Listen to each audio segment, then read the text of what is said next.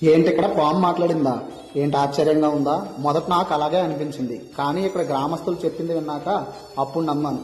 మన పశ్చిమ గోదావరి జిల్లా వీరవాసరం మండలం కమతాలపల్లి గ్రామంలో ఒక సర్పం గ్రామ శివారులో సంచరిస్తూ నిద్రాహారాలు లేకుండా సుమారు 2 రోజులు అక్కడే ఉందటండి. గ్రామస్తులు ఏమీ పెట్టినా తినకుండా ఆ తరువాత రోజు ఒక బాలునిపై నాగశక్తి ఆవహించి మరుసటి రోజు నేను శివైక్యం చెందుతాను, నాకు వైభవంగా అంత్యక్రియలు చేసి ఆలయం నిర్మించమని కోరిందటండి. అలాగే మరుసటి రోజు చూడగానే ఆ సర్పం చనిపోయింది. వెంటనే గ్రామస్తులు ఇది దైవశక్తి ఉన్న నాగు అని, అందుకే ఆ సర్పం కోరిక మేరకు అంత్యక్రియలు చేశారు. ఈ వార్త ఆ నోట ఈ నోట విన్న భక్తులు కమతాలపల్లి గ్రామానికి తండోపతండాలుగా వెళ్తున్నారు. దేవత నీవమ్మా మా ఇదవతనమున కభయముని